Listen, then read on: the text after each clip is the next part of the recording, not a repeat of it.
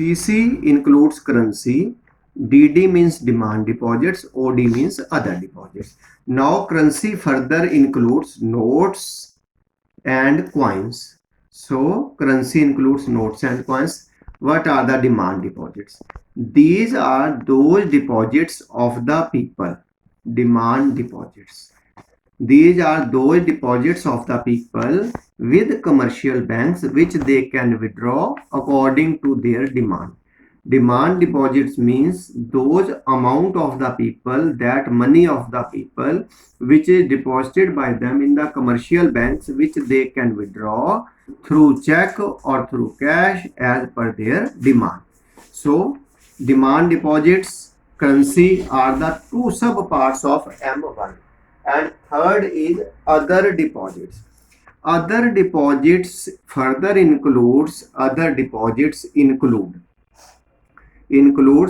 demand deposits of foreign financial institution or foreign international financial institutions like IMF, World Bank with Indian Central Bank.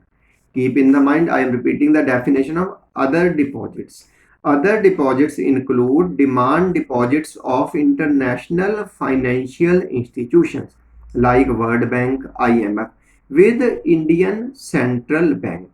It also includes demand deposits of Indian financial institutions with central bank like the demand deposits of IDBI. So I am repeating the meaning of other deposits. Other deposits include deposits of foreign financial institutions like World Bank, IMF with Indian Central Bank in the form of demand deposits. It also includes demand deposits of Indian financial institution with central bank like the demand deposits by IDBI. And third thing which is included in the other deposits are the demand deposits of foreign central bank and foreign government with Indian Central Bank. Now I am starting the another part of the topic. So the question regarding money, because today I am starting from the money supply and its components, simply write money supply is a stock concept. It means money held by the people of a country at any particular point of time.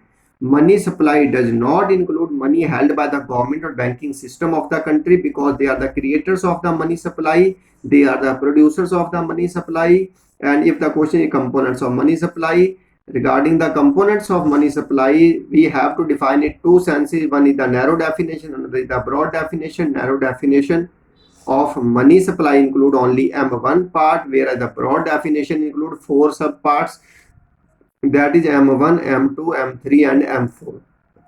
But in your syllabus is only restricted to M1. So detail of M1 include three sub parts: currency, demand deposit, other deposits. Currency includes notes and coins. Demand deposit are those deposits of the people which they can withdraw at any time as per the requirement, as per their demand. And other deposits include demand deposits of foreign central bank, foreign government, foreign financial institution and Indian financial institution with RBI in the form of demand deposits. Now I am starting the another part of this topic, that is the banking. Banking is also an important component. Banking is an important part of your syllabus, because the heading of the syllabus includes money and banking.